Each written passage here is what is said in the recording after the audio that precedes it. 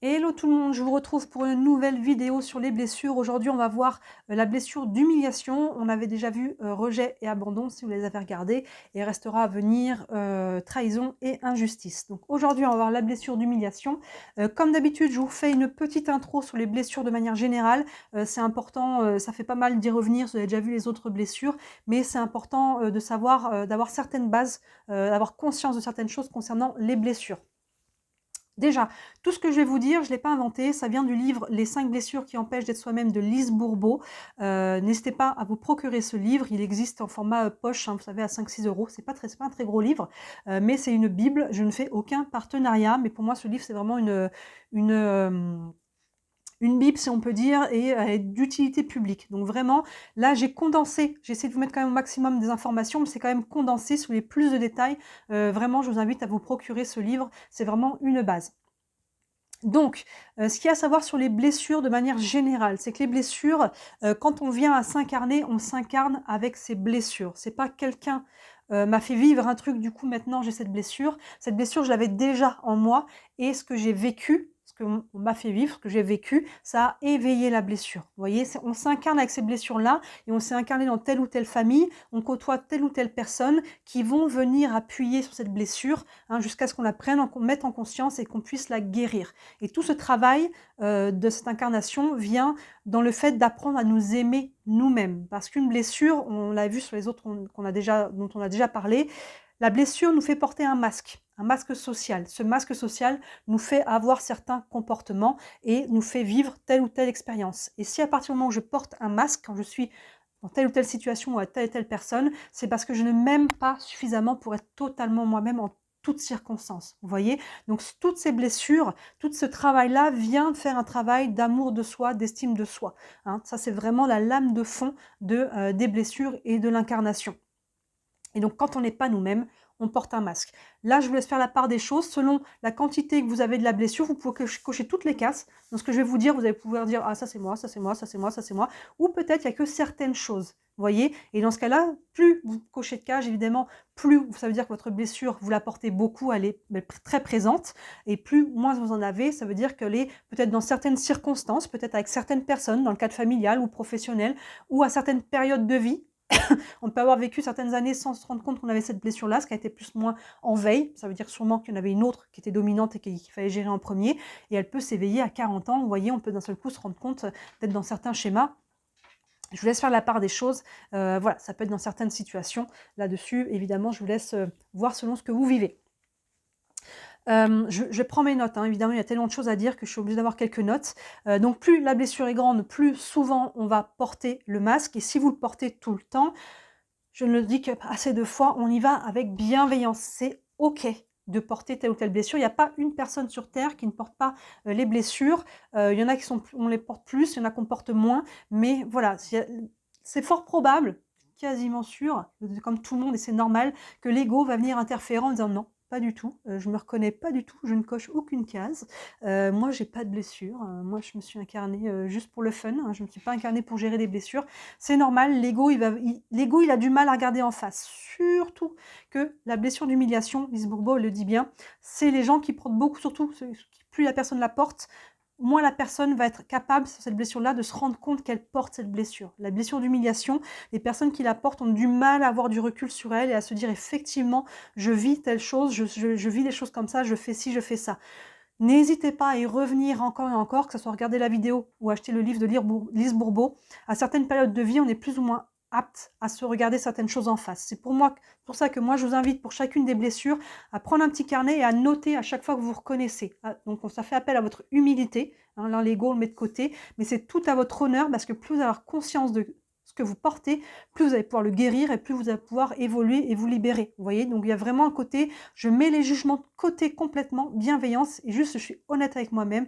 Oui, là je me reconnais, là je me reconnais, là je me reconnais. Déjà de le noter, ça vous permettra que quand vous y reviendrez plus tard, dans quelques semaines, quelques mois, si vous avez travaillé dessus, vous dire, ah bah tiens, j'avais ce masque social, je me rends compte que je ne l'ai plus. Ça veut dire que j'ai guéri quelque chose. Vous voyez, vous allez voir le parcours. Et quand vous allez reprendre la blessure dans son intégralité, il y a des choses au moment où vous l'avez pris la première fois, vous n'aviez pas noté. Et là, vous allez vous dire, ah mais en fait, si, je suis carrément, là, je me reconnais. Alors que la première fois que vous aviez lu ou écouté, vous n'aviez pas Vous n'étiez pas encore capable de reconnaître cette part de vous, hein, encore une fois, l'ego, et puis on traite ce qu'on peut traiter, hein, on va toujours avec bienveillance ici, donc c'est bien de reprendre pour se rendre compte ce qu'on a besoin d'ajouter qu'on n'avait pas vu, et au contraire ce qu'on a guéri. Donc là-dessus, en tout cas, si vous voulez faire vraiment ce travail en conscience, c'est vraiment une bonne chose de pouvoir noter. Donc tout ça, ça vient nous amener, excusez-moi, à cette réflexion que c'est l'autre qui vient éveiller, mais c'est pas l'autre qui crée la blessure. Donc ça nous ramène à notre responsabilité, à notre pouvoir personnel. Si je souffre, est-ce que c'est la faute de l'autre? Ça vraiment, encore une fois, là, l'ego, il n'aime pas. Mais non, si je souffre, c'est que c'est de ma faute parce que je porte telle blessure. Alors, on peut la porter inconsciemment, mais à partir du moment où on commence à en prendre conscience, si vous regardez cette vidéo, c'est qu'il y a quand même une intention, une volonté de guérison à travers ça. Mais à partir du moment où je sais que je porte telle blessure et que je ne fais rien pour la guérir, je ne peux pas m'en prendre aux autres de venir appuyer dessus. Surtout que les autres viennent souvent appuyer inconsciemment sur nos blessures. Ils nous blessent d'une façon qu'il aurait dit elle aurait dit la même chose à quelqu'un d'autre, ça lui aurait rien fait, parce que l'autre en question ne porte pas la blessure, ou quasiment pas. Alors que vous, c'est venu vraiment vous détruire, vous voyez, parce que vous portez la blessure. Donc là, je ramène ma responsabilité, je viens guérir, un pas à la fois, avec bienveillance, mais là, on reprend sa responsabilité sur sa souffrance. Si je souffre, c'est parce qu'il y a quelque chose en moi, il y a une blessure que je ne suis pas en train de guérir. Vous allez voir aussi que les blessures ont un impact au niveau de la morphologie. On a déjà vu pour rejet, abandon. Vous allez voir aussi au niveau de l'humiliation. Le corps réagit évidemment. Au niveau du vocabulaire, au niveau de l'alimentation, on va venir dans le détail de tout ça. Mais ça, c'est encore des indices qui peuvent vous montrer si vous portez cette blessure ou les gens autour de vous. Ça aide aussi. Vous allez sûrement reconnaître en priorité les gens autour de vous. On a tendance à regarder les autres plutôt de faire ça plutôt que de faire ça. Donc on revient à soi quand on voit « ah, ça c'est ma mère, ah, bah, ça c'est mon père ». Et moi, est-ce que je la porte? Revenez à vous, mais par rapport aux autres, plutôt que de partir dans le jugement. Ah ouais, ça c'est lui, ah, c'est elle. Ah, ça m'aide à comprendre pourquoi cette personne a tel ou tel comportement. Vous voyez, ça va vous aider aussi à mieux comprendre les gens autour de vous et à déprogrammer, ça veut dire à apaiser peut-être certaines tensions. Et enfin, dernière chose très importante sur la généralité des blessures, c'est qu'entre la blessure vécue et la blessure ressentie, il y a une grosse différence. Je reprends l'exemple que j'ai déjà donné dans les 2 premières blessures, de l'enfant du premier-né. Il y a un autre enfant après qui arrive derrière, le deuxième. Le premier-né peut se sentir abandonné, trahi, rejeté, humilié, il me manque laquelle, ou avoir un sentiment d'injustice. Alors que dans les faits, l'enfant n'a pas du tout été abandonné par ses parents, mais il s'est senti abandonné. Vous voyez la différence? Je peux me sentir humiliée à un moment donné, comme là on va parler de la blessure d'humiliation, alors que dans les faits, il n'y avait rien d'humiliant, il n'y avait rien de grave, mais moi je me suis sentie humiliée. Vous voyez? Un enfant, des fois c'est très clair. Si je reprends la blessure d'un enfant, l'enfant qui a été mis à l'adoption, c'est fort probable qu'il aura une grande blessure d'abandon parce qu'il a été abandonné, si on peut dire, pour une raison ou pour une autre, encore une fois sans porter de jugement, mais il a été abandonné par ses parents. Donc il peut avoir une blessure d'abandon qui est très forte. Mais on peut apporter une blessure alors que dans les faits, on n'a pas du tout été abandonné, trahi, rejeté, mais on l'a ressenti comme ça. À partir du moment où on l'a ressenti, c'est valable, c'est qu'on l'a vécu de cette manière-là et ça a éveillé la blessure. Donc vous voyez, on n'a pas besoin d'avoir vécu des grandes crises dans sa vie pour porter les blessures, ça peut être beaucoup plus subtil, même s'il y a, dans les faits, il n'y avait rien. Moi, à un moment donné, je me suis sentie, j'ai ressenti les choses comme ça, et bien c'est ça, c'est suffisant pour éveiller la blessure. Donc commençons, voilà, ça c'était la manière générale, en fait, le côté général des blessures qui est important de comprendre. On s'incarne avec ces blessures, la différence entre le vécu et le ressenti, et on peut porter toute la blessure ou certaines parties. Là-dessus, je vous laisse faire la part des choses. La blessure d'humiliation, rentrons là-dedans. J'ai mes notes, hein, évidemment, je vais avoir un peu les yeux dessus parce qu'il y a tellement de choses à dire que je ne peux pas tout mémoriser. Évidemment, j'ai mis le condensé hein, du livre. Je vous invite, si vous voulez plus de détails, à vraiment vous le procurer. La blessure d'humiliation, donc on a dit, on porte un masque. Le masque, c'est le masque du masochiste. Le masochiste, il va se blesser lui-même. Il va s'en rajouter à lui-même. Il va tout faire pour finalement, consciemment ou inconsciemment, se mettre dans des situations où il va souffrir. On va venir dans le détail, évidemment. Cette blessure est éveillée entre l'âge de 1 et 3 ans, notamment au moment où l'enfant commence à faire seul les choses, à être propre, à manger seul, à marcher, ce genre de choses-là. Et elle a remarqué, Lise Bourbeau, que c'était souvent éveillé par la mère, mais pas que. Cette blessure-là, souvent c'est l'un ou l'autre. Là, l'humiliation, ça peut être les deux, selon le parent qui a fait l'éducation du corps, l'éducation de la propreté notamment. Hein, et ça, c'est souvent la mère. donc c'est souvent la mère qui a déclenché, mais ça peut être le père aussi évidemment. Là, je vous laisse voir encore une fois par rapport à votre éducation, comment vous avez vécu les choses. On va aller dans le détail, ça va devenir plus clair pour vous. Déjà, l'humiliation, c'est quoi?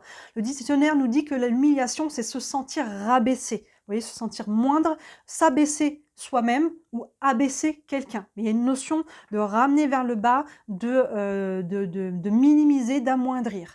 Et les synonymes de humiliation, c'est honte, mortification, vexation et dégradation. Donc, vous voyez, vraiment une notion de manque d'estime personnelle ici et qu'on peut s'infliger soi-même.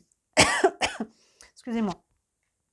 Donc on disait que c'est une blessure qui était éveillée entre l'âge de 1 et 3 ans, au moment où l'enfant commence à parler, à manger seul, à être propre, etc., à faire les choses tout seul. Et c'est là que le parent ou les parents peuvent venir éveiller la blessure en faisant sentir à l'enfant qu'ils ont honte de lui parce qu'il n'arrive pas bien. Hein, un enfant qui commence à manger et qui se salit, le parent peut dire « Oh, mais t'es qu'un petit cochon », vous voyez. Un enfant qui commence à être propre, qui commence à plus porter de couche, qui se fait pipi dessus, il peut sentir que son parent a honte ou que le parent a peur que son enfant lui fasse honte. Vous voyez, ça peut être même avant même qu'il y ait quelque chose, le parent peut avoir peur que son enfant lui fasse honte, et encore plus quand il y a du monde, encore plus en public, évidemment. Imaginez quelqu'un, voilà, l'enfant se fait pipi dessus, alors qu'il y a des amis, des gens qui sont là, le parent peut avoir honte en lui disant « Ah, mais tu me fais honte ». Ils peuvent même le dire verbalement « Tu me fais honte ». Hein, des fois, c'est verbalisé, des fois, c'est plus subtil. Lui dire « Voilà, souvent, tu es un petit cochon ». Vous allez voir que ces mots reviennent souvent, le mot « petit » et le mot « cochon ».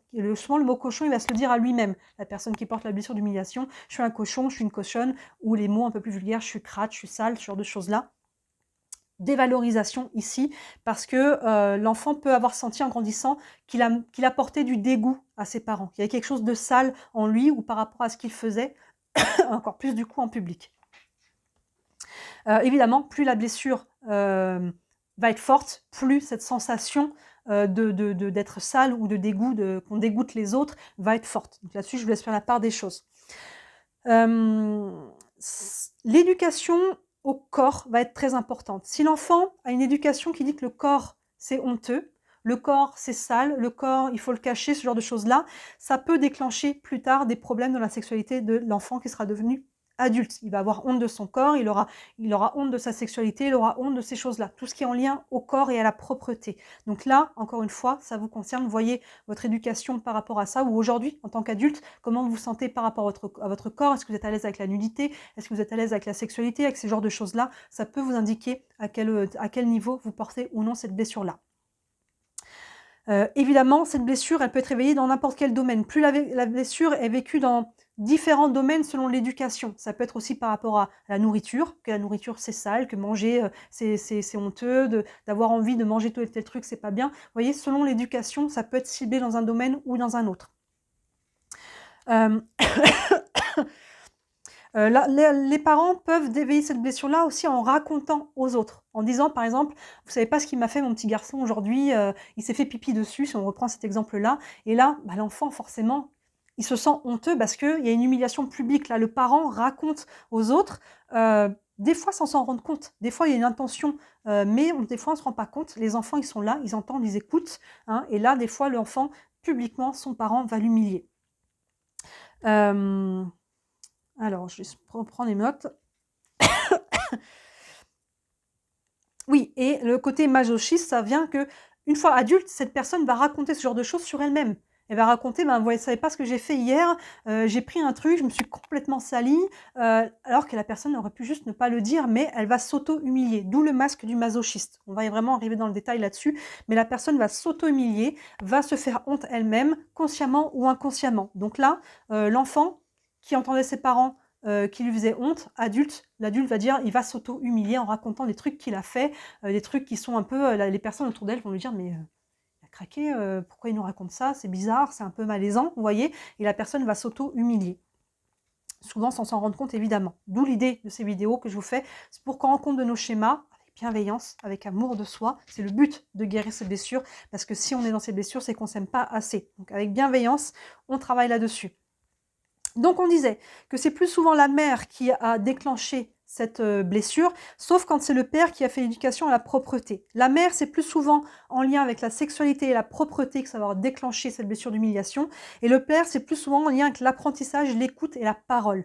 Hein, le père, il va développer des choses honteuses, par exemple au niveau de la parole. Un enfant qui a peut-être du mal à s'exprimer, son père va peut-être lui dire voilà, fais un effort, ce genre de choses-là. Vous voyez, ça peut créer une blessure et après ça peut rendre une personne timide, ça peut être une personne qui peut avoir du mal, a honte de parler en public, a honte de ce qu'elle dit, a honte de ce que je dis. Si ce que je dis c'est peut-être pas intéressant, j'ai honte d'avoir dit ça. Vous voyez, encore une fois, dans différents domaines. Et Lise Bourbeau a remarqué que la mère, c'est souvent au niveau de la propreté et de la sexualité que la blessure vient se développer. Et le père, apprentissage, écoute et parole. Mais encore une fois, selon le rôle qu'ont eu vos parents dans votre éducation, ça peut être inversé, ça peut être différent. Là-dessus, je peux que vous laisser faire selon ce que vous avez vécu.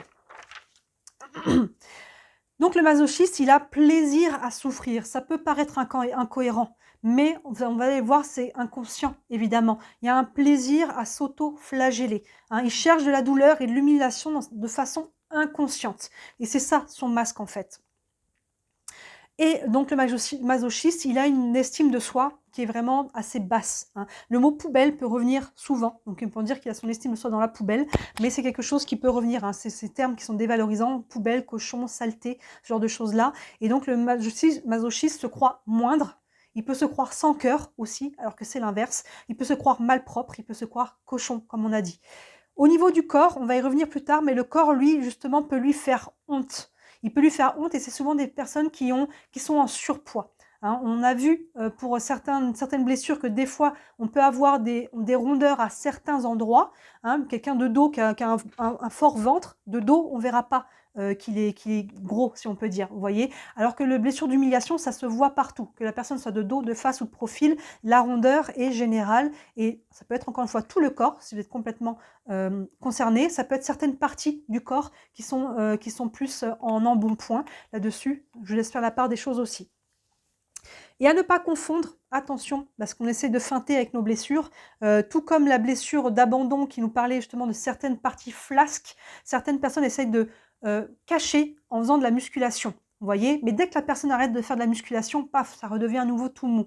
La blessure d'humiliation, on est sur les rondeurs, sur le surpoids. Donc là, une personne qui peut être musclée, il peut quand même avoir cette blessure-là. Mais dès que la personne va arrêter de faire de la musculation, paf, la personne va reprendre du poids tout de suite, vous voyez. Donc on peut essayer de tricher dans l'apparence, on ne trichera jamais, la blessure sera toujours là. C'est pas parce que je vais faire de la musculation ou un régime drastique, ou ce qui est fort à la mode en ce moment, c'est les sleeves. Je connais plusieurs personnes qui l'ont fait, je ne juge pas le fait de le faire ou non, mais si on n'a pas réglé la blessure en profondeur, c'est possible que, fort probable, que dans plusieurs années, la personne reprenne de toute façon du poids, parce qu'on ne peut pas, même si on triche avec le corps, il faut guérir la blessure intérieurement. Donc c'est important de gérer les deux en même temps. Si on veut faire un régime, ce genre de choses-là, c'est important de travailler sur le psycho-émotionnel avec, pour être d'autant plus efficace. Donc je disais qu'on peut avoir sûrement certaines parties, on peut avoir des bonnes fesses, une forte poitrine, un fort ventre, mais pas avoir tout le corps. Donc là-dessus, je vous laisse faire la part des choses. Donc pour le physique, on va y rester un peu dessus. Généralement, la personne peut avoir un gros cou, un fort cou assez bombé. Vous savez, ça peut être un peu protubérant devant, assez bombé. Du coup, il peut y avoir aussi des tensions à ce niveau-là, au niveau de la gorge, au niveau du cou, au niveau des mâchoires. Et le visage est souvent rond. Rond avec des grands yeux un peu d'enfant. Vous savez, le visage un petit peu innocent, rond avec des yeux d'enfant. Donc ça peut être aussi symptomatique, si on peut dire, d'une blessure d'abandon, que ce soit vos enfants, que ce soit vous-même aujourd'hui. Ça, on le reconnaît assez rapidement. Le visage assez gentil, assez enfantin, si on peut dire, mais bien rond. Donc on disait que les personnes qui ont ce masque du masochiste, j'ai du mal à dire ce mot, ont la difficulté à reconnaître leurs propres blessures. C'est ok, prenez le temps, revenez encore et encore dessus, parce que reconnaître, c'est difficile de reconnaître la honte ou qu'elles se sentent humiliées en fait. C'est difficile de dire effectivement dans telle ou telle situation j'ai honte, surtout si ça fait longtemps et qu'on a pris cette habitude de se sentir comme ci ou comme ça dans telle situation, on se rend même plus compte vraiment que c'est de la honte. Vous voyez, donc il y a vraiment, prenez le temps de laisser décanter tout ça, de reposer, d'y revenir, d'y réfléchir et d'y revoir à deux fois, de me dire bon finalement moi j'ai le sentiment que c'est pas ça, mais est-ce que si j'y réfléchis vraiment en tombant les masques, en étant totalement honnête avec moi-même et dans mon humilité, est-ce que j'ai pas peur d'avoir honte? Est-ce que j'ai pas peur aussi que mes enfants me fassent honte? Est-ce que je me rends compte que mes parents me faisaient sentir honteuse ou que, vous voyez? Et vraiment aller chercher avec bienveillance toujours, revenir encore et encore, jusqu'à ce que vous soyez prêts à voir, à entendre et à regarder certaines choses en face. Ensuite, les personnes qui ont cette blessure aussi n'aiment pas aller vite, hein. Elles marchent lentement, elles mangent lentement, hein. Il y a vraiment une notion ici, et elles ont honte du coup d'aller moins vite, hein. Vous faites une promenade à quelqu'un qui a cette blessure d'humiliation, elle va aller doucement et après elle va se sentir honteuse de pas avoir envie ou de pas être capable d'aller plus vite. Vous voyez, vraiment à chaque fois, elles vont avoir honte, peu importe dans quelle situation, c'est comme si elles étaient en échec et maths, hein, qu'elles fassent bien, vous allez voir, elles vont avoir honte, qu'elles fassent pas bien, elles vont avoir honte, mais le D, c'est qu'il n'y a même pas de bien ou de pas bien, ça c'est un schéma mental, c'est juste la face qu'elles font, peu importe comment, elles vont en avoir honte. Je vais doucement, du coup j'ai honte d'aller doucement. On est à table, je mange, je prends mon temps, tout le monde a fini et tout le monde me regarde, du coup j'ai honte parce que j'ai pas été assez vite pour manger. Vous voyez, il y a vraiment ce côté-là. Donc, la première chose pour guérir de cette blessure, on va y revenir encore sur les différents aspects, c'est que la personne qui a cette blessure doit accepter, doit se donner le droit d'aller à son rythme. Vous avez le droit, vous n'avez pas à suivre le mouvement des autres, parce qu'il y en a qui vont vite ou il y en a qui font comme ci ou comme ça, que vous devez faire pareil, donnez-vous le droit d'aller à votre rythme. On va en venir après aux besoins, parce que la blessure d'humiliation, aussi la personne n'écoute pas ses besoins, elle sait c'est quoi ses besoins, mais elle ne les écoute pas. Donc ça, c'est des clés, notez-le si vous voulez, pour commencer à vous observer et à vous corriger, si on peut dire ça, hein. Donc on se donne le droit d'aller à son rythme. Les autres, s'ils allaient lentement, eh ben, ils iront à leur rythme, chacun va à son rythme, ou alors eh ben, ils vous attendront. Ou, vous voyez, il y a vraiment ce côté, encore une fois, de je me respecte à travers ça, parce que je m'aime suffisamment. On en revient à l'amour de soi. Ensuite, la blessure d'humiliation, pardon, masochiste, eh ben, c'est des gens, vous en connaissez forcément, c'est pas vous-même, c'est quelqu'un de votre entourage, ils portent des choses qui ne lui appartiennent pas, d'où la charge, hein, le corps y répond.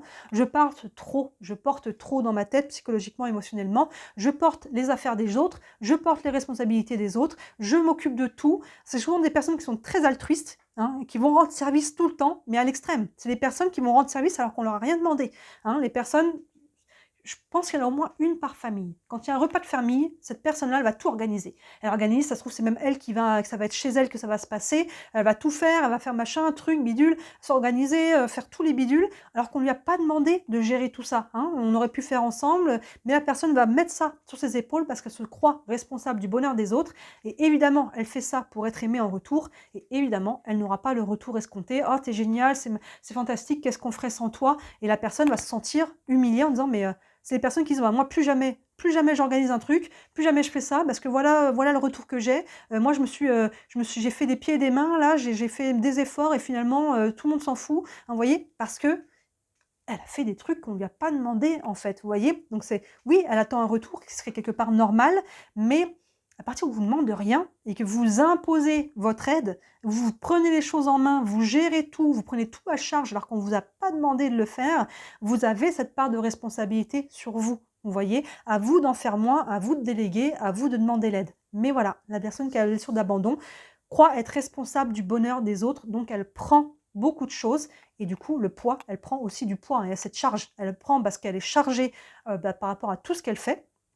Et elle s'en rajoute, et elle s'en rajoute, et elle s'en rajoute, on va y venir, mais il y a le poids aussi psycho-émotionnel, et ce poids aussi, c'est un poids de protection. On va venir encore là-dessus par rapport à ce que physiquement, c'est vraiment, on est souvent les personnes qui sont en surpoids, la blessure d'humiliation.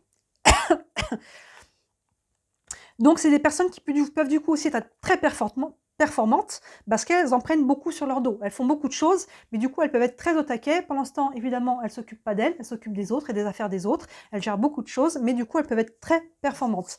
Et elles se croient obligées. Par exemple, une personne malade, cette personne est malade, elle se croit obligée. Si je ne m'occupe pas d'elle, on va me juger. Vous voyez, que ce soit un parent, que ce soit un enfant, que ce soit des amis, personne malade ou peu importe quelle autre situation. Elle se croit obligée en fait de s'occuper des autres. Alors qu'en fait, on est obligé de rien, vous voyez. Et pareil, on peut déléguer, on peut partager les tâches, on peut faire des choses là, mais la personne se croit obligée de faire et sinon elle va se juger qu'elle est une mauvaise personne. Encore une fois, on voit s'amoindrit. Il y a vraiment ce côté je me rabaisse, je m'auto-rabaisse, et si je fais pas ça, c'est que je suis pas une bonne personne, et ainsi de suite, et ainsi de suite, et les gens vont croire que je suis pas une bonne personne, et on rentre dans ce schéma-là. Donc alors que non.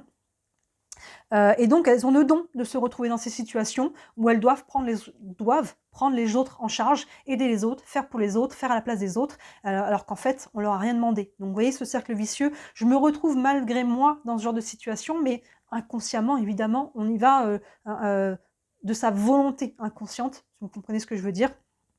Et évidemment, à travers ça, elle s'oublie, elle prend des charges, elle prend du poids. Donc là, il y a vraiment ça à s'observer, déjà, la guérison passe par l'observation de nos comportements, de nos masques, de ce que l'on fait. Hein. Et plus on va pouvoir s'observer, plus on va pouvoir regarder, ah punaise, mais là, effectivement, je suis en train de faire ça, et on m'a rien demandé. Là, effectivement, si je fais pas ça, je vais avoir une mauvaise opinion de moi-même, parce que les gens vont croire moi-même que je suis feignant, vous voyez, ou que je suis pas capable, vous voyez, ce côté-là, on s'observe.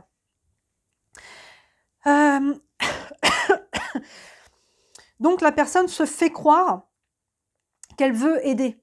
Je veux aider de bon cœur, alors que, en fait, à travers ça, elle se met des charges. Elle se met des charges, comme ça, elle ne s'occupe pas d'elle. Elle se crée des contraintes et des obligations qu'on ne lui a pas demandées. Vous voyez, d'où le masochiste, hop, je m'en rajoute. Et ce plaisir qu'on disait, ce plaisir à souffrir. Hein, je me fais croire que c'est ce que je veux, alors qu'en fait, pendant ce temps, je m'oublie et je porte des charges. Et du coup, comme on disait, elle va se sentir humiliée parce que pas reconnue. Hein, elle va se sentir abusée. Elle va en faire trop, elle n'aura pas la reconnaissance qu'elle attendait, et elle va se dire, voilà, les gens abusent de moi. Alors qu'en fait, les gens abusent pas. C'est les gens, alors il y en a qui peuvent abuser, hein, si vous leur donnez, vous leur dites, ils vont avoir aucun problème à dire oui et à abuser complètement. Hein. Il y en a qui n'ont aucun problème avec ça. Mais si vous n'aviez pas proposé, les gens n'auraient pas abusé. Vous voyez, il y a un peu ce côté-là. Encore une fois, avec bienveillance. Il y a un côté, je ne suis pas reconnue dans tout ce que j'ai fait, je me sens abusée, je me sens humiliée. Mais voilà, la personne impose son aide et évidemment, elle n'a pas le retour escompté. On continue. Donc, c'est des personnes qui peuvent se sentir être des serviteurs. Voilà, moi je fais tout dans la famille, pour mes enfants, c'est moi qui passe derrière, c'est moi qui range, qui fait le ménage. Je ne suis pas la boniche, moi, ici. Vous voyez, ces personnes peuvent se dire ce genre de choses-là, elles se plaignent, mais elles continuent d'agir pour autant. Je me plains de devoir tout faire, mais je continue à le faire. Vous voyez, plutôt que de donner la responsabilité aux autres, de demander la responsabilité que chacun prenne sa part, de déléguer aussi. Non, je continue, j'en fais trop, mais je continue de le faire. Je continue de le faire. C'est pour ça que je disais que le blessure d'humiliation, la personne sait c'est quoi ses besoins, mais elle ne va pas les respecter.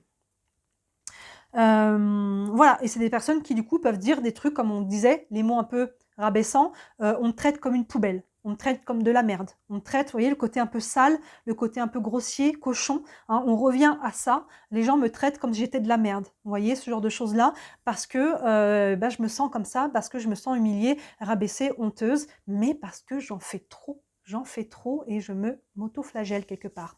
Et donc le paradoxe, c'est qu'en faisant tout pour les autres, il se rend pas compte, excusez-moi, je vais les relire en entier et vous faire le résumé.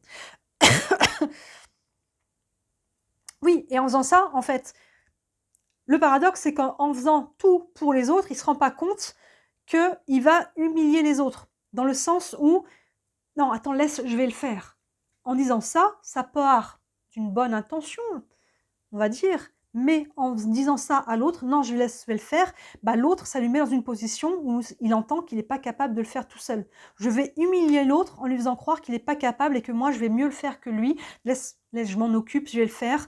Sous-entendu, toi, tu n'es pas capable, tu fais moins. Vous voyez? Donc, c'est comme dans toutes les blessures. La blessure de rejet, il va rejeter. La personne qui a la blessure d'abandon va abandonner. La blessure de trahison, on y viendra, va trahir. La blessure d'humiliation, il va humilier, encore une fois, souvent inconsciemment, évidemment, il va humilier aussi les autres. Donc l'humiliation humilie, ainsi de suite. Voilà, parce qu'elle pense que les personnes ne peuvent rien faire sans elle. Vous voyez? Mais qu'est-ce qu'ils feraient sans moi? Hein, est-ce que le monde va s'arrêter de tourner si j'arrête? Et c'est des personnes qui, du coup, peuvent encore avoir de la culpabilité à quitter un emploi, mais si je pars, mes collègues vont pas s'en sortir, à partir en vacances sans sa famille, à partir ne serait-ce qu'en week-end, en disant mais ils vont pas s'en sortir sans moi, je suis indispensable. Vous voyez, je suis indispensable, alors qu'en fait, non, vous voyez, on revient là, pensez à vous, à vos besoins, le monde, c'est peut être difficile à entendre, mais le monde va continuer de tourner sans vous. Si vous prenez soin de vous, ça va continuer pareil, vous voyez? Donc là, ne pensez pas que les gens peuvent rien sans vous, au contraire, vous leur rendez pas service à tout faire pour eux, parce que vous les empêchez d'être autonomes, vous les empêchez de prendre leurs responsabilités, vous voyez? Donc il y a vraiment quelque chose ici à observer, à comprendre et à déculpabiliser. Donc il faut la blessure d'humiliation, la personne, le masochiste doit accepter et de reconnaître qu'il n'a pas besoin de prendre autant sur ses épaules. Donc c'est parfois très subtil. Des fois on se dit non mais ça c'est normal que ce soit moi qui le fasse, c'est ma tâche. Mais est-ce que c'est vraiment indispensable que ça soit vous? Vous voyez, il y a des fois c'est clair, mais des fois c'est plus subtil. Donc on essaie d'aller voir ça. Donc du coup, on prend de la place dans la vie des autres, en étant surprésent, en faisant beaucoup. Du coup, physiquement, on prend de la place aussi. Il y a toujours une contrepartie physique. Et oui, la blessure d'humiliation, il doit savoir il doit accepter de croire, d'accepter l'idée qu'il est spécial, que c'est pas une poubelle, c'est pas un faire-valoir, c'est pas quelque chose qu'on peut se passer. C'est vraiment, la personne doit accepter que oui, je suis important, je suis spécial. Je suis important, j'en vaux la peine, j'ai de la valeur. Parce que les personnes avec la blessure d'humiliation, comme on l'a vu, ont tendance à penser l'inverse. Et j'ai pas besoin de le prouver. J'ai pas besoin d'en faire des caisses, de me sacrifier pour prouver que je suis là et que j'en vaux la peine. Vous voyez, de base, vous valez la peine. Vous voyez, donc là, il faut, vous voyez, si ça vient vous faire tilt, ça, c'est que la blessure d'abandon et d'humiliation est sûrement assez forte. Si c'est vraiment que dans certaines situations, comme j'ai dit, des fois c'est plus dans le cercle familial, des fois c'est plus au travail, des fois c'est plus avec le conjoint. Je vous laisse faire la part des choses.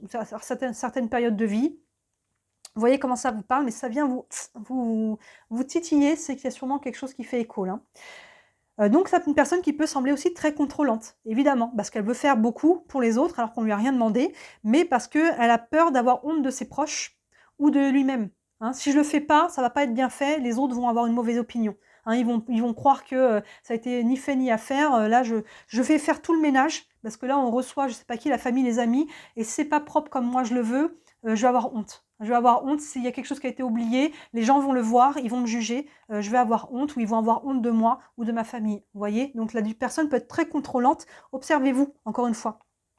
Par exemple, j'ai noté l'exemple d'une mère qui contrôle l'habillement, l'apparence, la propreté de son enfant. Vous voyez, qui veut toujours qui veut que ses enfants fassent bien très tôt, très vite, parce que sinon, elle va avoir honte de son enfant. L'enfant qui va à l'école et qui fait pipi dans sa culotte à l'école, il y a des parents, ça passe très bien, c'est normal, c'est l'apprentissage, mais il y a des parents qui vont avoir honte, qui vont s'excuser à la fin de l'école, mon Dieu, ils vont plus savoir quoi faire, alors que c'est normal, ça fait partie de l'apprentissage. J'ai eu honte de mon enfant, et du coup, je peux réprimander mon enfant parce qu'il m'a fait honte. Et parce que lui dire j'ai honte de toi, parce que c'est pas propre, et surtout qu'il y a des enfants qui prennent plus de temps. Et là, il y a un attention danger, la petit triangle avec point d'exclamation dedans. Alors aujourd'hui, on a quand même un peu évolué par rapport à ça, et c'est encore fait, mais de façon inconsciente, alors qu'aux époques avant, c'était pire. Un enfant, si on prend l'exemple de l'enfant qui fait pipi au lit, le parent peut le gronder, peut l'humilier en croyant que ça va calmer les choses. En lui faisant peur, en l'humiliant, en étant strict et sévère. Tu as fait pipi au lit, c'est pas bien, voilà la honte qui va avec. Alors qu'on sait qu'aujourd'hui, que ça ne fait qu'aggraver les choses. On sait que derrière, il y a un aspect psycho-émotionnel qui est là, et de stigmatiser, notamment par la honte, peu importe si c'est le pipi au lit ou autre chose, on sait que ça ne va pas régler le problème. Vous voyez, donc observez-vous, est-ce que vous avez été éduqué comme ça? Est-ce que vous avez tendance à être comme ça avec les gens autour de vous, notamment vos enfants? Parce que dans ce cas-là, ça veut dire que vous portez cette blessure. Mais on sait qu'aujourd'hui, de stigmatiser, ça ne vient pas régler les problèmes. Au contraire, généralement, ça les amplifie. Donc attention à ça par rapport à l'éducation. On continue. C'est souvent des gens qui sont fusionnels avec leur propre mère. Donc, vous voyez, si vous avez un lien très très fusionnel avec votre propre mère, et donc la personne va tout faire pour ne pas faire honte à sa mère. Je vais tout faire des pieds et des mains, je vais remuer ciel et terre, mais surtout, il ne faut pas que je fasse honte à ma mère. Ce qui sous-entend qu'enfant, la mère a fait sous-entendre que l'enfant pouvait lui faire honte. Donc là, surtout pour être aimé de ma mère, je ne vais surtout pas lui faire honte. Vous voyez, encore une fois, c'est souvent là avec la mère. Mais voyez, si c'est votre père uniquement qui a fait votre éducation, ça peut être par rapport à votre père aussi. Donc là, il y a une emprise de la mère sur l'enfant de façon inconsciente. Vous voyez, là, j'ai vraiment une emprise, il ne faut surtout pas que je fasse honte à ma mère. Et même, ça peut perdurer après le décès de la mère. Hein, ça peut perdurer encore, même si la mère n'est plus là, ça peut rester, c'est pas pour autant que la blessure va se régler d'elle-même. Donc c'est une personne qui a du mal à exprimer ses vrais besoins, une personne qui a du mal à exprimer ce qu'elle ressent parce qu'elle a peur d'avoir honte. Vous voyez, j'ai peur, si j'ai dit que j'ai besoin de ci, les gens me diront: «Ah bah celle-là, ça va, elle nous saoule, elle a toujours besoin d'un truc». Vous voyez, elle a peur d'exprimer comment elle se ressent. Si je ressens les choses de façon, vous voyez, les personnes peuvent avoir du mal à se positionner, surtout quand ça peut créer une tension. Là, je me sens pas bien dans telle situation, plutôt de l'exprimer, me dire: «Là, ça me convient pas», bah voilà, je vais pas le dire, je vais le prendre sur moi parce que j'ai honte, je vais me sentir humiliée, j'ai peur qu'on m'humilie, parce que je vis les choses comme ça, parce que je ressens ça, vous voyez? Donc après on va y venir, ça peut créer des problèmes dans la communication forcément avec les autres. Hem Et il y a ce côté, encore une fois, ça vient de l'éducation, hein, que tout ce que l'on ressent, de ce que l'on sait, ce que l'on a envie d'exprimer, c'est honteux, hein. Encore une fois, il peut y avoir des secrets, quand on a appris des secrets, de famille, par exemple, qui sont honteux. L'oncle, comme j'ai noté, par exemple, l'oncle qui est en prison, le fils qui a besoin d'avoir des séances de psychothérapie, il y a rien de honteux. Alors je vous en parle tellement longtemps, tellement souvent de la psychothérapie, moi je peux conseiller qu'à tout le monde, mais vous voyez, dans certains schémas familiaux, ça peut être honteux, il faut surtout pas en parler. Il faut surtout pas parler de ces choses-là, que ce soit des grands secrets, que ce soit des petits secrets. Il y a des choses, ça reste dans la famille, on n'en parle pas, on n'en parle jamais. Et ça crée une idée qu'il y a des choses dont il ne faut pas parler. Même si ça n'a rien à voir, dans la vie, il y a des choses qu'il ne faut pas dire. Du coup, je n'exprime pas mes besoins, je n'exprime pas mes émotions, mes sentiments, parce qu'il y a quelque chose honteux dans le fait d'exprimer les choses, de manière déjà très générale. Donc il s'oublie beaucoup pour plaire et surtout à sa mère. Continuons. Donc ça en fait une personne aussi qui peut être très hypersensible. La moindre critique va l'atteindre. Eh oui, parce que la personne est déjà à fleur de peau au niveau honte et humiliation. Donc dès la personne va lui faire une petite remarque, même si c'est constructif, même s'il n'y a pas dans l'intention de la personne quelque chose de rabaissant, la personne peut se sentir très vite comme ça. Donc là, essayer de faire la part des choses. Est-ce que la personne a essayé de m'humilier, encore une fois, ou est-ce que moi, je me sens humiliée parce que en moi, ce sentiment est déjà fort de lui-même. Vous voyez la différence entre le vécu et le ressenti. Hein, donc là, après, on peut créer encore des problèmes de communication et de relation avec les autres parce qu'on se sent qu'ils sont en train de nous humilier ou ce genre de choses-là, alors qu'en fait, dans les faits, la personne n'a rien fait de tel. Donc là, essayer de faire la part des choses, ça peut, mais essayer de faire la part des choses, est-ce que c'est vraiment, il y a eu quelque chose, c'est une intention, ou est-ce qu'en fait, ça a été inconscient? Donc il va faire tout pour ne pas blesser les autres, il se croit responsable du bonheur des autres, et encore une fois, il est trop à l'écoute des besoins des autres et pas assez des siens. Donc première chemin encore pour guérir, écoutez vos besoins et reconnaissez vos besoins parce qu'il sait ce qu'il veut. La personne qui a la blessure d'abandon, il sait ce qu'il veut, il sait quels sont ses besoins, mais il ne les écoute pas parce qu'il se donne des excuses. J'ai pas le temps, je dois faire ça, machin, truc. Et si je m'écoute, hein, si je prends le temps de regarder une petite série Netflix dans le canapé, je vais m'auto-juger de feignarde. Et si là, d'un seul coup, il y a mon mari, ma femme, mes enfants qui passent ou n'importe qui me surprend dans le canapé à faire rien, ils vont me juger de feignasse. Vous voyez, il y a un peu vraiment ce côté-là. Donc on ne s'autorise pas parce qu'on se juge et on a peur d'être jugé par les autres, de répondre à ses propres besoins. Donc il fait tout pour se rendre utile et du coup c'est quelqu'un qui peut être aussi très fatigué au quotidien, évidemment. C'est une personne qui peut avoir aussi tendance à faire rire et là c'est un petit peu, encore une fois, assez subtil, voire un peu vicieux, parce que c'est une personne qui rigole beaucoup d'elle-même, en fait, cette personne. Hein, elle se prend pour cible, elle va s'auto-humilier. Hein, vous voyez, elle va se dire: «Ah bah voilà, ce qui m'est arrivé là, le pire truc, voilà, tout le monde va rigoler» et en fait la personne est en train de s'auto-humilier en faisant ça. Vous voyez? Il y a l'autodérision et il y a l'auto-humiliation. C'est très subtil. C'est très subtil de vous rendre compte de dès que vous dites quelque chose qui va à votre rencontre, qui est négatif, c'est de l'humiliation. Vous voyez, l'autodérision, même des fois ça passe pour l'autodérision, mais attention, ça vient trop souvent. Des fois, c'est qu'en fait, vous êtes en train de vous rabaisser l'air de rien, hein, en faisant rigoler les autres, en plus en vous humiliant vous-même aux yeux des autres. Vous voyez, donc ça, c'est assez vicieux, hein, c'est assez vicieux, mais du coup, ça peut être quelqu'un de très rigolard, mais on va rire à ses propres dépens. Et donc voilà, le moindre critique, ça peut faire sentir peut sentir humilié et abaissé. Je lis mes notes, hein. Et donc il se sent moins important, hein, il se sent rabaissé et il se sent moins important, encore une fois, que ce qu'il est en réalité. Encore une fois, en vrai, vous êtes important, hein, donc là, il y a vraiment quelque chose à remettre à sa place. Au niveau du vocabulaire, le mot « petit ». J'ai une petite idée, tiens, de quelque chose. Est-ce que tu as pas une petite minute à m'accorder? Vous voyez, le mot « petit » peut être beaucoup là, hein, il fait des petits pas, il écrit « petit ». Il aime les petites choses, les petites maisons, les petites voitures. Hein, vous voyez, vraiment des choses dans le petit, dans n'importe quel domaine de vie, dans son vocabulaire et dans ce que la personne aime, hein, dans ce que la personne va faire. Encore une fois, encore parler, écrire. Il y a vraiment ce terme de petit, cette notion qui est très présente. Et le mot gros, par contre, quand il est utilisé, il peut être très présent, mais ça va être encore une fois par rapport contre lui-même, dans ce cas-là, pour s'abaisser. Hein. Je suis un gros cochon, je suis gros tout pour, je suis. Vous voyez, ce terme, ce mot-là, il va être utilisé à son propre encontre. Et c'est quelqu'un qui va se blâmer beaucoup, mais se blâmer pour les autres. Hein, c'est-à-dire qu'il prend en charge ce qui ne lui appartient pas. Il va prendre une responsabilité et c'est lui qui va prendre le blâme, alors qu'en fait, à la base, il n'avait rien à voir avec l'histoire. Vous voyez, ça aussi. Observez-vous si vous êtes là-dedans. Et il peut se sentir aussi face aux personnes qu'il ou elle aime, la personne qui a la blessure d'humiliation, parce qu'il ne sait pas comment répondre en fait. Hein, quand la personne est en train de se faire blâmer, la personne qui a la blessure d'humiliation, ben, elle peut figer en fait, elle peut bloquer, parce que là du coup, elle ne sait pas comment réagir.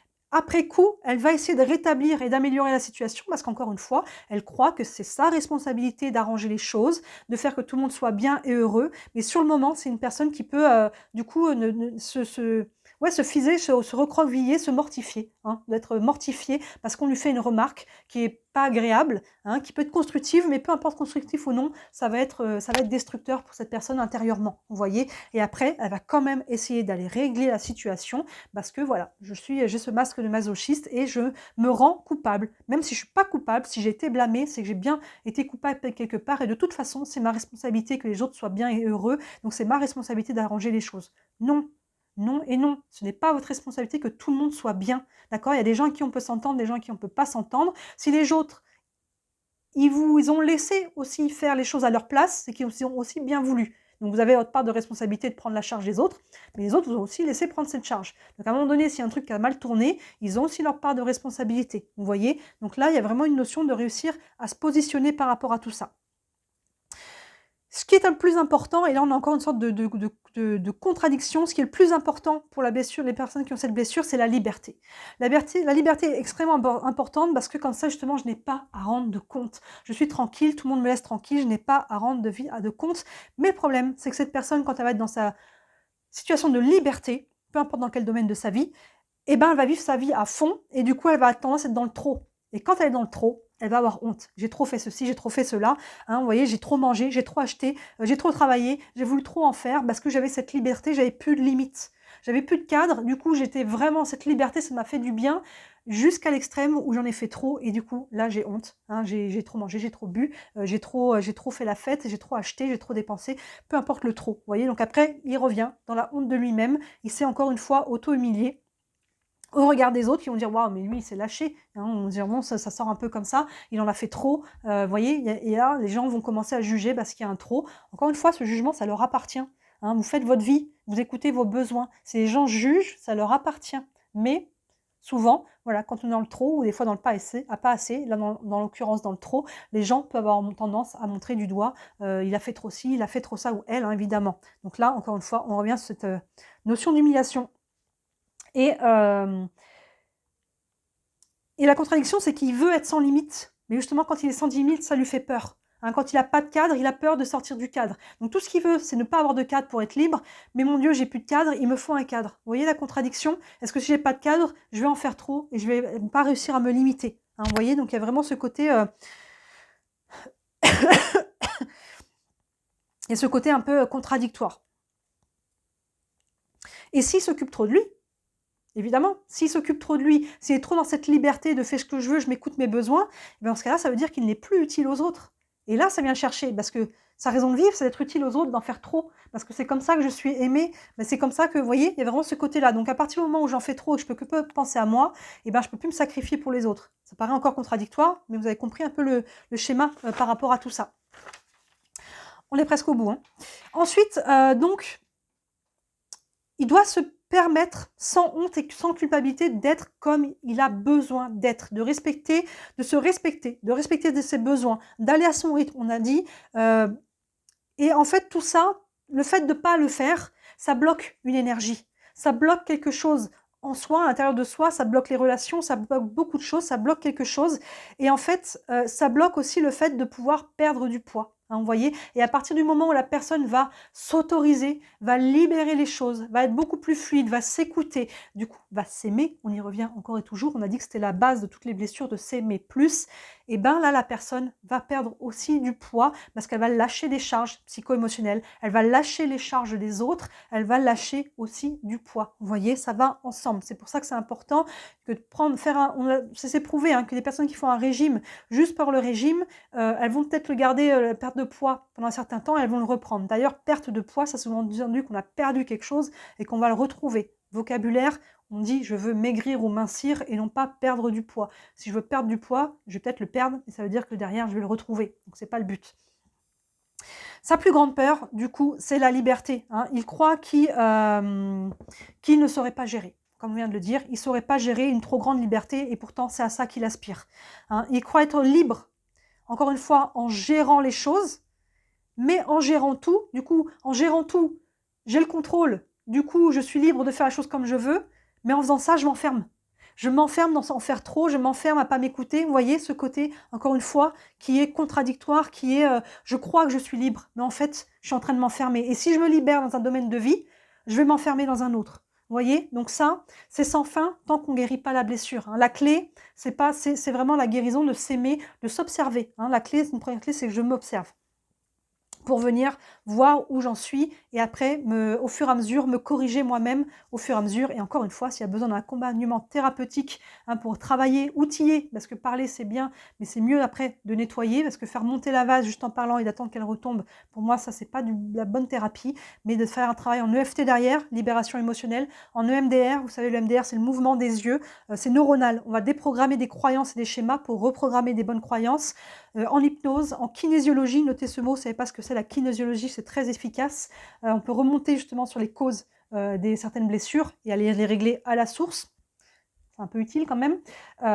Les médecines chinoises, les soins énergétiques, allez vers ce qui vous appelez, mais n'hésitez pas hein, à être outillé et à vous faire accompagner. Parce que c'est toujours plus facile avec quelqu'un d'extérieur à soi pour avancer. On continue. Donc oui, il culpabilise quand il profite de la vie. Hein, il y a vraiment ce côté, je culpabilise quand je ne profite pas, je culpabilise quand je profite. Hein, et donc encore une fois, le fait, il y a des personnes, elle disait Lise Bourbeau, que par exemple à la maison, une femme, souvent les femmes, bon, on ne va pas revenir là-dessus, souvent les femmes, quand leur mari et leurs enfants sont devant la télé le soir en train de regarder un film, elles ne s'autorisent même pas à s'asseoir, elles restent debout, elles regardent vite fait debout la télé, elles vont passer, elles vont même pas s'autoriser à s'asseoir parce que pour l'instant, elles ont des choses à faire, du ménage, du machin, du repassage, des choses, et si elles s'assoient, même si elles n'ont rien à faire, même si elles s'assoient, ça sous-entend qu'elles sont en train de flémarder, hein, vous voyez, et elles vont être jugées par elles-mêmes, elles vont être jugées par la famille, maman, glande, là, maman, vous voyez, il y a un peu ce côté-là. Évidemment, c'est valable pour les hommes aussi. Là, je vous donne l'exemple de Lise Bourbeau à travers les années hein, que ça fait qu'elle étudie tout ça. Il y a des profils quand même qui reviennent souvent. Alors, et oui, il fait aussi souvent tampon entre les personnes. C'est souvent une personne qui se retrouve entre les deux. D'où aussi l'embonpoint hein, pour se protéger un petit peu de faire tampon. Hein. Il s'arrange souvent pour être le bouc émissaire, on l'a déjà dit. Et il se croit, encore une fois, devoir tout gérer. Donc, je vais mettre entre deux. Il y a deux personnes qui sont en train d'avoir des tensions. On m'a rien demandé, mais je vais les mettre entre les deux pour jouer un peu l'arbitre et essayer de calmer les choses, parce que c'est mon rôle de calmer les choses et que tout le monde soit bien et heureux. Non, ce n'est pas votre rôle. Prenez votre part. Observez-vous. Encore une fois, bienveillance et amour de soi, je m'observe et je prends conscience. C'est un énorme travail de guérison et d'amour de soi, ne serait-ce de faire ce travail. Même si on n'est pas encore en train d'agir, déjà en train de prendre conscience et d'accepter, effectivement, je me reconnais ici et là, c'est déjà un énorme travail, un énorme pas en avant. Physiquement, plus le masochiste est sur le point de craquer, plus c'est une personne qui va mettre des vêtements très moulants, qui vont mettre en valeur ses formes, en valeur, pas dans le sens positif justement, mais qui vont mettre en lumière ses formes. Et la personne, plus la blessure est dominante, plus la personne va aussi s'humilier par les vêtements qu'elle va porter parce que ça ne lui va pas. Ça va mettre en lumière ces formes qui ne sont pas assumées et du coup, elle va se sentir humiliée, elle va se dire: «Ah, je suis gros, on voit mes bourrelets, on voit machin», mais la personne a décidé elle-même de s'habiller comme ça et plus la personne est sur le point de craquer au niveau psycho-émotionnel, hein, parce que ces personnes prennent beaucoup, elles en font trop, donc c'est des personnes, on l'a dit, qui sont beaucoup dans le service, qui ont le cœur sur la main, mais trop. Elles ont le cœur sur la main pour les autres, mais pas assez pour elles, vous voyez? Et donc là, plus la personne va porter des vêtements moulants qui vont montrer qu'elle est sur le point de craquer, hein. C'est un exemple pour vous, hein, si vous vous rendez compte que vous êtes dans cette situation, c'est que prenez soin de vous, il est plus que temps. Et s'il y a quelqu'un autour de vous qui est dans cette situation, vous là, vous vous dites: «Ah bah cette personne, je pense qu'elle est à bout du bout là, elle est sur le point de craquer, il faut que peut-être que» attention, vous n'êtes pas obligé de l'aider, c'est pas votre rôle. Mais voilà, ça vous donne une information et si c'est un ami, une amie, vous pouvez essayer de l'amener justement peut-être à aller, faire une consultation thérapeutique, quelque chose comme ça. Vous n'avez pas à prendre cette charge de régler en plus, les blessures d'humiliation des autres alors que vous avez déjà la vôtre. Attention, en parlant de ça, à l'hérédité, hein, au transgénérationnel. Regardez vos parents, notamment vos mères, grand-mères, hein, et c'est ainsi de suite, ou père, et de l'autre côté. Est-ce que ces personnes portent aussi cette blessure d'humiliation? Parce que là, du coup, on vous a transmis aussi des blessures qui ne sont pas forcément les vôtres au départ. Mais si une blessure n'a pas été guérie dans le transgénérationnel, eh ben, elle est transmise et encore et encore et encore jusqu'à ce qu'elle soit réglée. Donc regardez aussi ce qui vous est transmis, ce qui est à vous, et regardez les gens autour de vous dans votre lignée, parents, oncles, tantes et compagnie, frères, sœurs, s'il n'y a pas une blessure qui ne serait pas aussi transmise entre vous, qui est aussi à mettre en conscience. Ça aide à comprendre d'où elle vient aussi, cette blessure.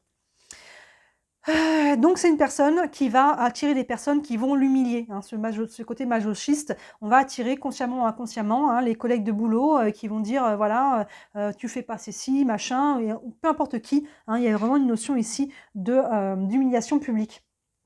Par exemple, choisir un conjoint qui va l'humilier en public parce que dès qu'on va à une fête, il ou elle va trop boire, hein, et voilà, après il va nous mettre la honte, c'est parce qu'il a trop bu, hein. Il y a un peu ce côté-là, ou peu importe dans quel domaine, hein.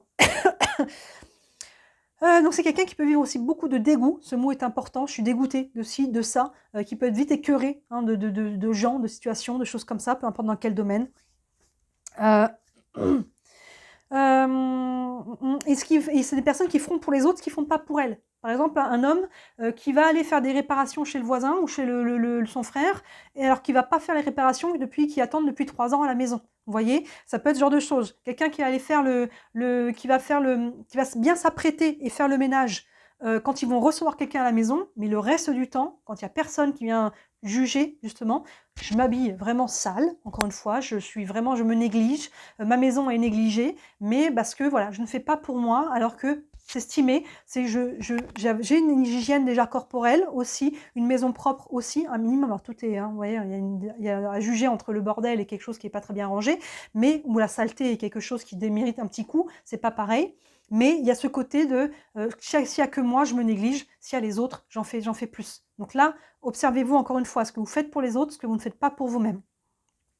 Et donc, comme on l'avait dit au début, c'est des personnes qui peuvent avoir, à l'âge adulte, des difficultés au niveau de la sexualité, hein. C'est une personne qui peut avoir une difficulté au niveau de la nudité, qui peut se sentir honteuse, honte de son corps, honte de ce qu'elle a envie aussi, de ses besoins au niveau de la sexualité, et du coup, du mal à l'exprimer. Parce que si j'exprime que j'ai envie de ci ou ça, c'est honteux ou c'est humiliant, vous voyez, ça peut y avoir un problème aussi à ce niveau-là.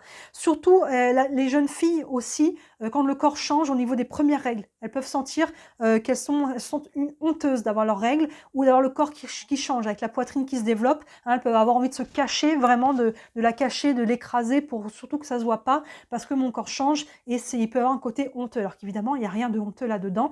Mais encore une fois, hein, cette blessure, on a vu qu'elle a été éveillée entre 1 et 3 ans, donc à l'adolescence, ça peut déjà être clairement là. Et il y a de plus en plus d'adolescents, de plus en plus d'obésité. Ça nous dit que cette blessure, elle est quand même de plus en plus répandue. Et donc, il y a aussi une honte dans différents domaines de vie, pas que là, évidemment, mais il y a des choses au niveau sociétal qui peut être intéressant de réfléchir pourquoi il y a plus d'obésité, pourquoi cette blessure prend de la place aujourd'hui.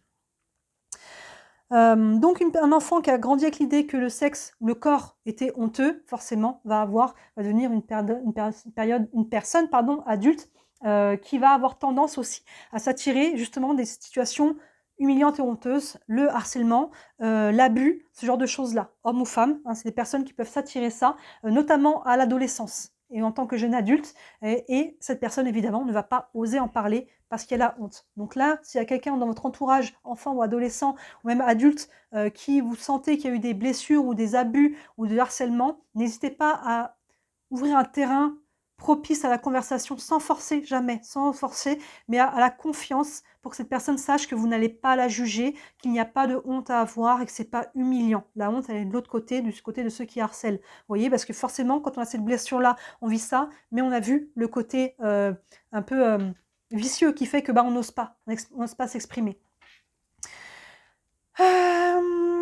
Donc, surtout, s'il y a un problème au niveau de la sexualité, le surpoids peut être surtout à ce niveau-là, au niveau des hanches, au niveau des cuisses, des fesses et du bas-ventre. Il peut y avoir un peu ou beaucoup, parce que certaines personnes, ça va être tout le corps, on a dit, mais comme certaines personnes, ça peut être que certains endroits. Regardez aux endroits où vous avez un embonpoint, si on peut dire. Vraiment, rondeur et surpoids, c'est pas la même chose. On va faire la nuance. Encore une fois, vous voyez, même si c'est qu'un embonpoint, ça peut être quand même une petite blessure d'humiliation qui est là. Donc, on la met quand même en conscience. Mais voilà, on essaie de ne pas se juger à l'extrême sur le corps. Les magazines, on oublie entre un vrai corps et quelqu'un de fake. Et à l'inverse, la personne peut prendre des rondeurs pour justement être laissée tranquille. Si je suis ronde, comme on a ce cliché du corps parfait, si je suis rond, si je suis un peu gros ou grassouillette, les gens vont pas venir m'embêter. On va me laisser tranquille, alors que finalement, c'est là qu'on s'attire les doigts, surtout les enfants qui sont pointés du doigt, les enfants sont cruels entre eux, l'humiliation, les harcèlements, de celui qui est gros à l'école, de celle qui est grosse, c'est ce genre de choses-là. Vous voyez, donc on rentre encore dans ce schéma, je grossis pour qu'on me laisse tranquille, et finalement, c'est en grossissant qu'on me laisse pas tranquille. Regardez, et ça, évidemment, ça peut perdurer à l'âge adulte. Et parce que, voilà, on en revient sur ce côté, je ne m'autorise pas le plaisir, je ne m'autorise pas à assumer mes besoins, à écouter mes besoins. Donc là, on prend le problème à la base des enfants ou des personnes jeunes autour de vous pour déprogrammer ces croyances au plus tôt pour pas que ça suive à l'âge adulte. Et si vous êtes à l'âge adulte et vous êtes là-dessus, il n'est jamais trop tard pour guérir, évidemment.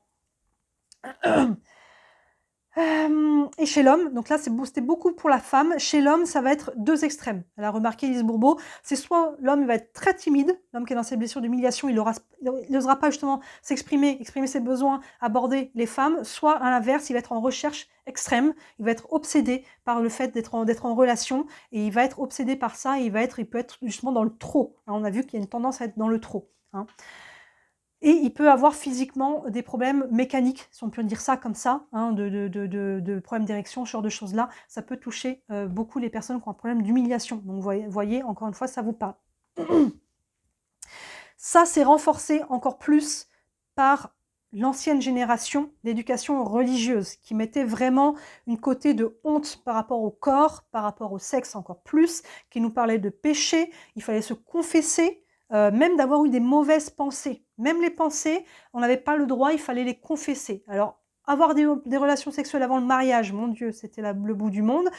Et donc là, il peut y avoir vraiment des stigmatisations pour les enfants qui sont encore éduqués comme ça. Si vous êtes adulte et que vous avez été éduqué comme ça, et encore une fois, si on part dans le transgénérationnel, il peut y avoir des stigmatisations par rapport à vos parents, vos grands-parents, et jusqu'à je ne sais pas où ça peut remonter très loin, et c'est transmis, jusqu'à ce qu'il y ait une personne dans la lignée qui prenne conscience de ça et qui dise « Wow, on va arrêter là les dommages, on va guérir, ça prend du challenge. » On est beaucoup aujourd'hui à nous incarner, à avoir cette mission de vie, de régler notre lignée, de guérir les blessures.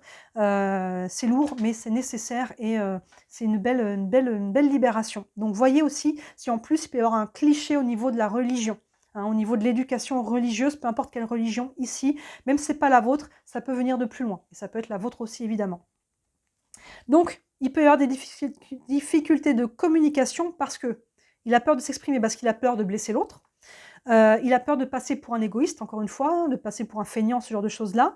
Il a peur d'être abaissé ou humilié. Il a peur que l'autre le fasse sentir comme une poubelle, on a vu, comme le amoindrisse. Et enfin, il a peur de se faire sentir comme s'il était indigne, vous voyez. Et tout ça, ça bloque la communication. Donc, vous voyez, vous êtes libre dans votre communication, mais quand vous n'arrivez pas à exprimer un ressentiment, un sentiment, un besoin, quelque chose que vous pensez, voyez pourquoi. Essayez de vous dire, mais pourquoi j'arrive pas à dire ça? Pourquoi j'arrive pas à me positionner? Pourquoi? Est-ce que vous avez peur justement qu'il y ait quelque chose d'humiliant, d'être humilié, d'humilier quelqu'un, d'être indigne, qu'on vous fasse sentir comme ci ou comme ça? Regardez ce qu'il y a derrière ça. Au niveau santé, c'est une personne qui peut avoir... La santé, j'y passe très vite. Encore une fois, comme pour les autres blessures, c'est très général. Si vous voulez vraiment aller dans le détail, je vous invite à acheter le livre de Lise Bourbeau, La santé, on va y aller très vite, mais c'est pas quelqu'un qui peut avoir des maux de dos, parce qu'il y a cette charge, les genoux aussi forcément avec le surpoids. Il peut y avoir des problèmes respiratoires, des problèmes aux jambes, aux pieds, des problèmes de varices, des problèmes, on l'a vu aussi, à la gorge, des problèmes de foie, de thyroïde. La thyroïde, c'est quand on n'écoute pas ses besoins.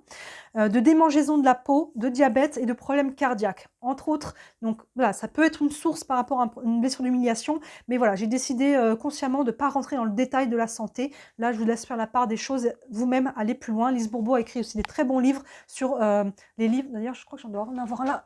Hop. Encore une fois, je ne fais aucun partenariat. Ton corps dit aime-toi, hein, et à chaque blessure, à chaque mot, que ce soit psycho-émotionnel, physique ou quoi, elle nous dit la contrepartie, pourquoi j'ai mal ici, pourquoi je me sens comme ça. Voilà, donc là, elle a fait beaucoup de choses, donc je vous laisse aller creuser par vous-même. Au niveau de l'alimentation, on a dit que ça avait aussi un lien avec l'alimentation. C'est une personne qui peut être assez extrême, dans le trop ou dans le pas assez, qui a tendance, on a vu, à aller dans le trop. Hein, c'est quelqu'un qui peut avoir une tendance à la boulimie, et elle peut se leurrer elle-même en se disant qu'elle n'est pas boulimique parce que je vais prendre une petite portion. Mais je vais en prendre 4 petites portions. Allez, une petite portion parce que je suis gourmande. Et là, déjà, elle a un petit peu honte de dire je suis gourmande, je ne devrais pas. Alors qu'en fait, mangez ce que vous voulez. Mais du coup, allez, je suis vraiment gourmande, donc allez, je reprends une petite portion. Et après, je reprends une petite portion. Donc, finalement, toutes ces petites portions, ça fait quand même une grosse portion, vous voyez. Donc là, moi, j'en connais autour de moi, ça me fait un peu sourire. Gentiment, hein, ces personnes se reconnaissent dans les blessures, on en a déjà parlé, et se reconnaître, à dire effectivement je suis comme ça, mais ça prête à sourire avec bienveillance évidemment, de se dire voilà, je me leurre, on essaie de se leurrer soi-même, hein, toujours dans toutes les blessures, hein, vous ne méprenez pas, hein, pas que les blessures d'humiliation, mais on essaye de se feinter soi-même en disant je prends une petite portion, et ça passe mieux psychologiquement. J'ai pris que des petites portions, d'ailleurs on a vu que le mot petit était important, donc je vais prendre une petite portion, mais je vais en prendre 15, vous voyez, donc finalement ça fait un peu ce côté, finalement on a quand même pas mal mangé. C'est une personne qui peut manger debout, hein, genre à la va-vite, je mange debout, comme ça j'ai l'impression que j'ai moins mangé si j'étais debout. Alors que quand je suis assis et je suis posée, j'ai l'impression que finalement je vais manger plus, alors qu'en fait non, on peut s'asseoir et manger tranquillement, et on peut manger debout et manger beaucoup. Hein, mais c'est une personne qui peut manger accoudée au comptoir, finalement, à se dire je vais grignoter, mais finalement j'ai grignoté encore une fois beaucoup, alors que même si j'étais debout.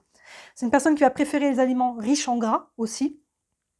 Et évidemment, c'est une personne qui va avoir peur de manger. La personne qui va vouloir reprendre une part, elle va se sentir honteuse de l'avoir fait, même si elle va le faire quand même, elle va se sentir honteuse, elle va avoir peur que les gens l'humilient en disant, même si les gens disent rien, ils s'en fichent, dans leur tête, ils vont se dire, ouais, bah, je suis sûr qu'ils m'ont jugé parce que j'ai repris une part de gâteau, ils vont me dire, ah, celui-là ou celle-là, ça va, ils se privent pas, vous voyez, alors qu'en fait, les gens, ça se trouve, ils s'en fichent complètement. Mais c'est une personne qui peut être dans cette mentalité-là. Et on arrive au bout. Et là, il y a un truc. Alors, on arrive au bout par rapport à l'alimentation, parce qu'on l'a vu que c'est des personnes, cette blessure qui peut être dans le surpoids. Et ça peut être difficile au quotidien, on peut en souffrir de ce surpoids. Comme on l'a dit, le psycho-émotionnel, le psychologique, le cerveau, sa façon de fonctionner, qui fait qu'il va croire ce qu'on lui dit. Et plus on va avoir peur de grossir, plus on va grossir, même si je mange rien. Vous voyez, 2 personnes qui vont manger la même chose, il y en a une qui va grossir, l'autre qui ne va pas grossir. Et ça ne dépend pas que du métabolisme. D'ailleurs, Lise Bourbeau dit qu'elle croit que ça vient d'abord de la blessure, et c'est la blessure qui influence le métabolisme, et non pas le métabolisme en premier. Parce que, à partir du moment où je crois que je vais manger des fruits et légumes, et dans ma tête, je vais dire, ah, j'ai beaucoup mangé, je vais grossir, la personne va se voir grossir. Alors que la personne qui a mangé la même chose ne va pas grossir du tout. Parce que dans la tête, on se dit, je vais grossir, donc on va grossir. Le cerveau, il entend ça, il comprend et il dit, ok, tu me dis que je vais grossir, donc tu vas grossir. Vous voyez, je peux manger un bon plat de pâtes, grossir, même si les pâtes en soi, ça ne va pas forcément grossir, mais peu importe quel plat, hein, c'est pas l'important. La personne à côté va manger la même chose, et la personne à côté ne va pas grossir. Parce que dans sa tête, elle n'a pas ce schéma mental de se dire, je vais manger, je vais grossir. L'alimentation n'est pas notre ennemi. Hein, l'alimentation n'est pas un ennemi. Donc, ne pas se dire, à chaque fois que je mange, je vais grossir. Non. Vous voyez, il y a déjà une déprogrammation, d'où l'importance d'un suivi peut-être en psychothérapie pour aller déprogrammer ses croyances et en remettre des autres plus saines. Hein, parce que si ces croyances, on les a depuis toujours, c'est difficile d'un seul coup, du jour au lendemain, de se dire ah, j'arrête de croire ça. Le cerveau, il est un peu plus complexe que ça, que juste dire j'arrête de croire ça. Vous voyez, d'arrêter de faire une action, c'est quelque chose, mais d'arrêter de croire quelque chose, déprogrammer, c'est plus complexe. Et là, si on croit qu'à chaque fois qu'on grossit, on prend du poids, peu importe ce que vous allez manger, vous allez prendre du poids. Vous voyez, donc attention au subconscient là-dessus. Surtout que la personne qui est en surpoids a souvent tendance à se récompenser par la nourriture. J'ai fait quelqu'un de bien, quelque chose de bien, allez, j'ai le droit de prendre un petit gâteau ou une part de flan ou peu importe de quoi, vous voyez? Et là, évidemment, la personne derrière va après se culpabiliser, avoir honte d'avoir cédé à la tentation. On est toujours dans ce cercle vicieux.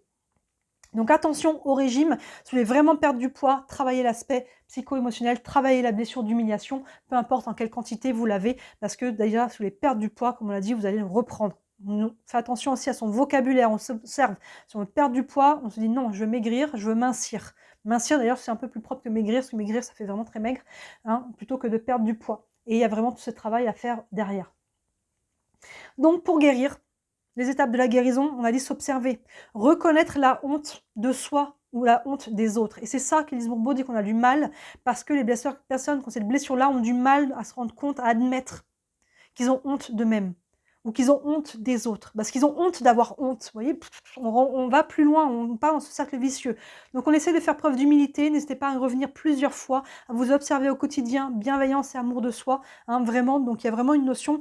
Premier pas, c'est de reconnaître, oui, j'ai honte de moi, j'ai honte peut-être de mes enfants, ou j'ai peur qu'ils me fassent honte, ou de mon conjoint, ou de mon frère, ou de ma mère, peu importe. Hein, j'ai peur, j'ai honte d'eux, ou j'ai peur qu'ils me fassent honte. Reconnaissez-le avec bienveillance. Hein. Deuxième chose, on s'observe, on arrête l'auto-humiliation. J'arrête de me ridiculiser, de m'auto-critiquer aux yeux des autres, de me faire rire les autres à mes dépens. Vous voyez, l'auto-humiliation qui passe pour du second degré, alors qu'en fait, on est en train de se rabaisser quand même. Ça, c'est un manque d'estime de soi.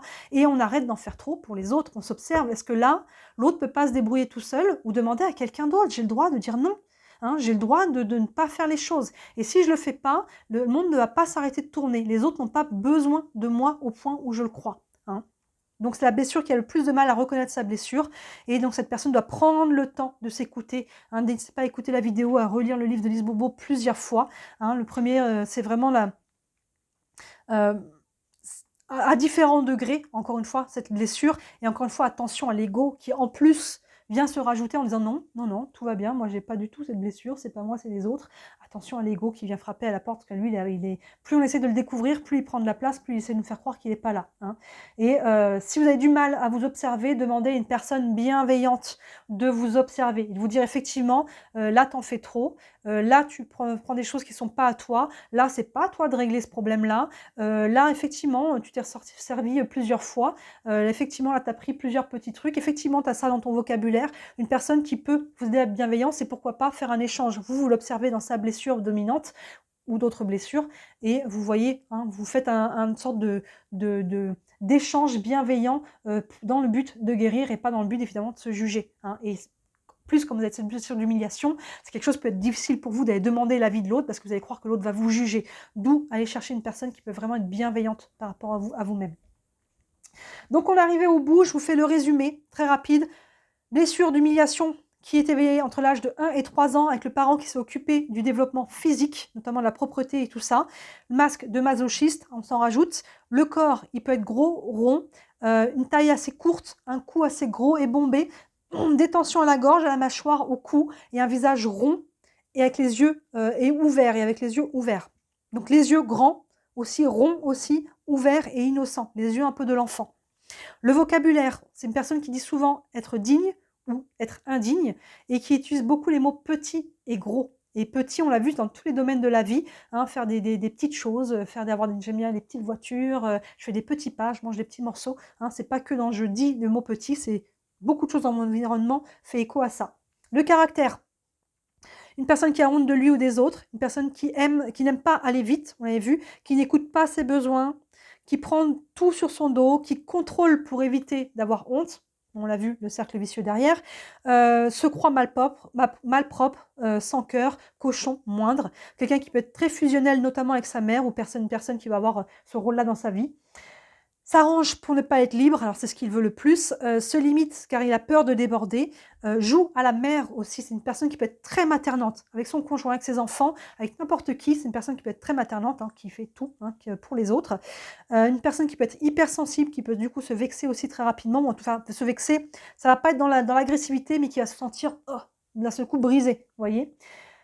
qui est une personne du coup qui se plaint, qui veut être digne, et qui vit du dégoût, qui peut avoir une honte au niveau sexuel ou sensuel par rapport à son corps, qui compense ou qui se récompense par la nourriture. Oui, des fois on compense aussi, hein. On va manger nos émotions, on va compenser un manque d'affection, souvent, hein, par quelque chose de gras, de doux, de sucré, des pâtes, du pain, des choses qui sont moelleuses. Vous voyez ce côté-là, et le corps, il s'en ressent. Il est moelleux aussi. Encore une fois, on a dit quoi? On ne se juge pas. C'est OK. On prend conscience et on vient déprogrammer. Sa plus grande peur, la liberté. Et au niveau de son alimentation, donc on a dit les aliments riches et gras, le chocolat. J'avoue ma dépendance au chocolat. Voilà, j'avoue publiquement à tout le monde, je suis dépendante au chocolat. Une personne qui peut être boulimique ou qui va prendre plusieurs petites portions. Et une personne qui va avoir honte d'acheter des gourmandises justement, hein, quand elle va être aller à l'épicerie et qui va avoir un peu des gâteaux, des choses comme ça dans son caddie, il va avoir peur que les gens regardent et disent « Oh là là, celle-là, ça va, elle se fait plaisir », vous voyez, ce genre de choses-là.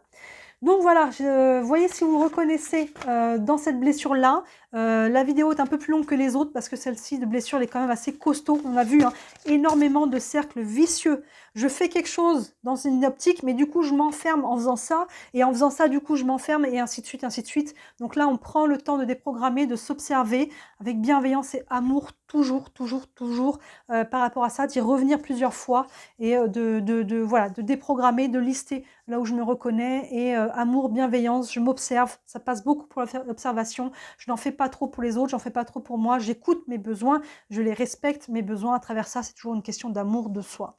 Voilà, donc j'espère que cette vidéo vous aide aussi comme les deux précédentes, on avait rejet et abandon, n'hésitez pas à les regarder aussi à lister, prenez du temps entre chaque blessure si vous voulez faire un travail là-dessus, parce que chaque blessure va venir mettre des choses en travail. Au niveau du subconscient, là, déjà juste d'avoir regardé cette vidéo, on a parlé de certaines choses, ça va peut-être déjà brasser dans les jours qui viennent, refaire remonter peut-être des souvenirs, des sensations, des choses. Prenez le temps, n'enchaînez pas toutes les blessures. Hein. Prenez le temps de les décanter, une à la fois. Hein, la vie, c'est pas une course. Et de noter. Et une chose à la fois, vous allez avancer. Il reste encore à venir trahison et injustice dans les semaines à venir. Voilà, quand ça arrive, n'hésitez pas à me dire en commentaire si ça vous parle, ça vous plaît ce genre de vidéo, si vous en voulez d'autres, si je continue. N'hésitez pas à partager aussi vos blessures hein, entre vous et moi, j'aime beaucoup interagir aussi avec vous, hein, de discuter, c'est déjà une première chose, surtout la blessure d'humiliation, on a vu qu'on a du mal à exprimer. N'hésitez pas à vous exprimer avec sous la vidéo, sur ma chaîne, c'est que de la bienveillance. Dès qu'il y a quelqu'un qui part en vrille, je supprime. C'est sans sommation. Dès que ça part en vrille, je supprime. Moi, c'est bienveillance ou bienveillance. Il n'y a pas de choix entre les deux. Voilà, donc n'hésitez pas.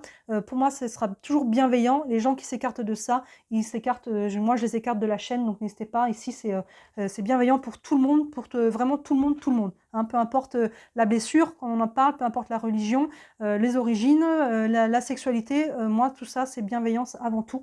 Donc n'hésitez pas à vous confier là-dessous, à échanger. Et à regarder les autres vidéos qui sont aussi dans cette playlist-là, qui peuvent vous aider à faire ce travail, notamment celle sur les valeurs, c'est important, les valeurs, de respecter ces valeurs. Voilà pour vous, j'espère que ça vous parle, et écoutez, moi d'ici la prochaine vidéo, n'hésitez pas à regarder tout ce qui est en ligne, il y a beaucoup de choses, et d'ici la prochaine vidéo, moi je vous dis comme d'habitude, à très bientôt. Ciao.